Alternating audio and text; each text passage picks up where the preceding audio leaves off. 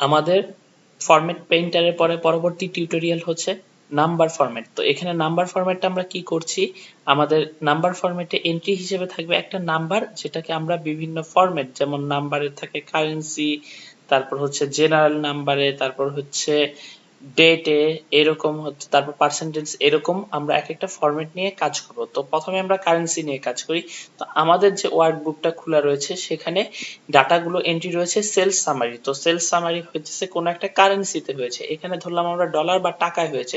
তো ডলার ধরলে আমাদের প্রত্যেকটার সাথে ডলার হিসেবে কারেন্সিটা দিয়ে দিতে হবে। তো আমাদের প্রথম কাজ হচ্ছে সবগুলো ডাটা সিলেক্ট করা যেগুলো এন্ট্রি দেওয়া হয়েছে। তারপর এই যে হোম রিবনের নাম্বার বলে একটা ট্যাব রয়েছে, সেইখানে আমরা এখানে দেখতে পাচ্ছি জেনারেল, মানে এখানে এই এন্ট্রিগুলো জেনারেলে দেওয়া আছে। আমরা এখানে ক্লিক করে দেখব জেনারেল নাম্বার কারেন্সি। আমরা প্রথমে কারেন্সিতে আসবো। তো কারেন্সিতে আসলে এখানে অটোমেটিক্যালি ডলারে চলে এসেছে। কারণ কি, কারণ এই যে এই জায়গাটাতে আমার এখন ডলারে রয়েছে। আমি যদি এখান থেকে ইউরো দিয়ে দেই, অথবা ইউরো বা চাইনিজ কারেন্সি বা ফ্রেঞ্চ বা যে কোনো অন্য কারেন্সি দিয়ে দিলে সেটা চলে আসবে। তো আমি জিনিসটা এখানে ডলারে রাখবো। তা আরেকটা জিনিস আমি এখানে দেখাতে চাচ্ছি, যে আমি জিনিসটা কারেন্সি ডলারে রাখলাম। আবার আরেকটা রয়েছে অ্যাকাউন্টিং। অ্যাকাউন্টিং এ দেখতে পারবো যে মোটামুটি সেম, বাট হচ্ছে জিনিসগুলো লেফট সাইডে চলে এসেছে। তো এরপর আমরা যেটা দেখব যে পার্সেন্টেজ। তো আমরা এখানে আসি, আমাদের এখানে দেখাচ্ছে কমিশন। তো হচ্ছে কমিশনটা এখানে একটা এন্ট্রি দিয়েছি যেটা জেনারেলে রয়েছে। এখন 0.05, এটাকে আমি জেনারেল থেকে যদি পার্সেন্টেজে নিয়ে আসি তাহলে কি দেখতে পারবো 5%। এটাও কিন্তু একটা ফরম্যাট, যেটা মানে হচ্ছে নাম্বার ফরম্যাটের অংশ। তো আমি এখানে এন্ট্রি দেই 0.1। তো তারপর আমি কি করি, এন্টার ক্লিক করি, দেন আমি আবার ফেরত যাই সেই বক্সটাতে। দেন এখান থেকে আমি যদি পার্সেন্টেজ করে দিই দেখতে পাবেন 10% চলে এসেছে। তো এরপর আমি যদি এখান থেকে সরে যাই, তারপর আবার যদি ক্লিক করি দেখা যাবে এখানে জেনারেলের জায়গায় পার্সেন্টেজ রয়েছে। আবার যদি আমি জেনারেলে যাই তাহলে 0.1 ফেরত যাব। আরেকটা জিনিস, আমি মনে করেন এখানে 45 এন্ট্রি দিলাম, দেন আমি আবার ব্যাক গেলাম। এখানে দেখতে পাচ্ছি জেনারেলে রয়েছে এটা নাম্বার ফরম্যাটটা। তো আমি এখন নাম্বার ফরম্যাটটা জেনারেল থেকে কি করব, আমি এখানে শর্ট ডেটে ক্লিক করব। তো আমরা এখানে শর্ট ডেটে ক্লিক করার পরে একটা ডেট পাচ্ছি। তো এই ডেটটা কি, এটা না, এটা নাম্বার ফরম্যাটটা হচ্ছে একটা ডেট, এবং যে কোনো একটা ডেট পাচ্ছি।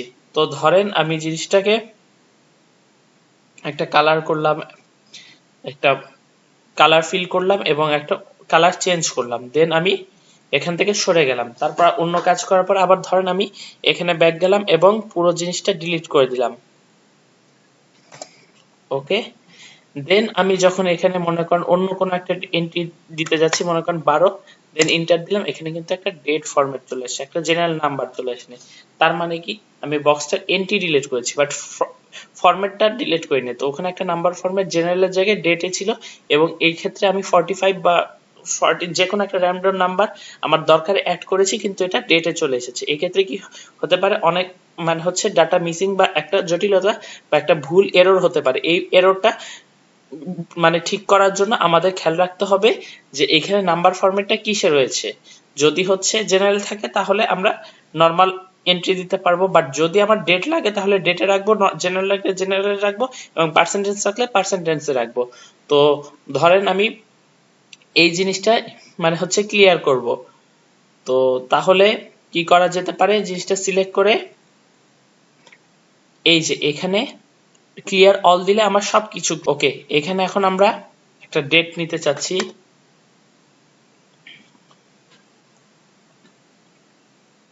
এই ডেটটা হবে লং ডেট। তো এখন আমি ফর্মটা ক্লিয়ার করতে চাইলে আমি এখানে ক্লিয়ার ফরম্যাট দিব, দেন তাহলে কি হবে, জিনিসটা যে ডাটা এন্ট্রিটা করেছি সেটাতে চলে যাবে এবং এখানে জেনারেলে চলে আসবে। তো এখানে কি আছে, এখানে একটা ডেট আছে ফরম্যাট, কিন্তু কোনো ডাটা নেই।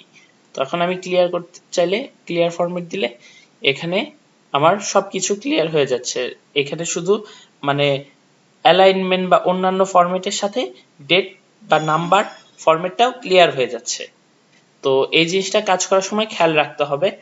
আর হচ্ছে যদি আমি ক্লিয়ার অল দেই ডাটা সহ আমার সব কিছুই ক্লিয়ার হয়ে যাবে, কিন্তু যদি ক্লিয়ার ফরম্যাট দেই আমার ডাটা থাকবে কিন্তু ফরম্যাট গুলো চেঞ্জ হয়ে যাবে বা ক্লিয়ার হয়ে যাবে, তার মধ্যে নাম্বার ফরম্যাটও ইনক্লুডেড। তো থ্যাংক ইউ সবাইকে।